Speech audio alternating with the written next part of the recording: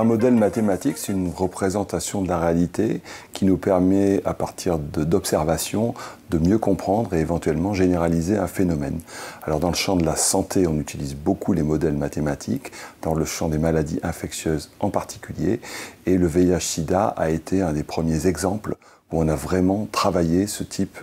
d'approche. Au départ, on faisait surtout des modèles dans les années 80, dès la moitié des années 80, qui étaient très grossiers et qui regardaient les choses à l'échelle des continents. Mais tout ceci s'est amélioré et aujourd'hui, on fait non seulement des modèles à l'échelle de continents, mais aussi à l'échelle de pays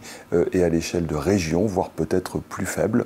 Et c'est très intéressant parce que ça permet de bien comprendre comment l'épidémie évolue. Donc le projet hermétique, ça fait partie des projets récents que l'ANRS soutient dans le champ de la modélisation, parce que c'est un effort justement de travail à l'échelle nationale dans 4 pays, la France, la Belgique, la Lettonie et l'Estonie, qui nous permet d'avancer dans la finesse de la projection grâce à nos modèles. Donc on dit que les modèles sont tous faux, mais il y en a quand même qui sont plus utiles que d'autres. J'espère qu'hermétique va en faire partie, j'en suis même convaincu.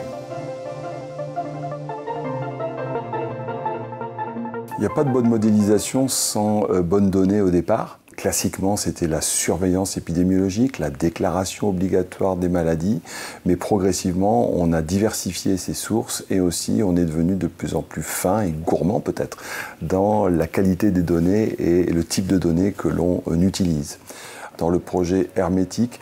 tout un pan de cette recherche en modélisation va utiliser les données en provenance des médecins généralistes en matière de dépistage et aussi maintenant le milieu associatif qui, par le rôle de plus en plus important qu'il a en matière de dépistage et de prévention, produit de l'information qui va nous être très utile in fine. Après, il nous faudra bien sûr des méthodes statistiques et mathématiques et on va traiter tout ça grâce à des outils informatiques. Il n'y a pas de bonne modélisation à la fin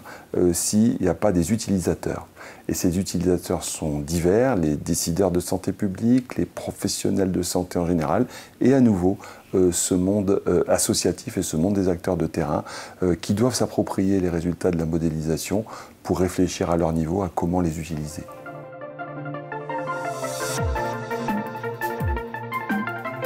L'ANRS est une agence française, mais d'emblée, dès sa création, l'ambition a été d'avoir un agenda de recherche aussi international, d'abord dans les pays à ressources limitées, mais progressivement aussi des collaborations ont été établies ailleurs, et notamment en Europe.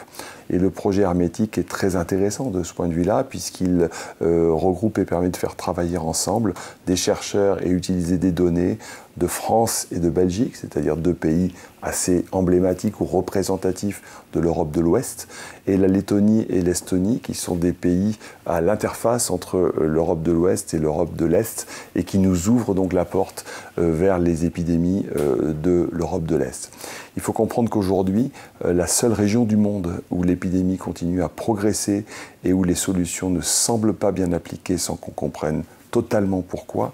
c'est l'Europe de l'Est. Et donc nous sommes ravis dans le projet hermétique de travailler en Lettonie et en Estonie et nous espérons à l'agence continuer à travailler avec d'autres pays d'Europe de l'Est partenaires, notamment en matière de modélisation.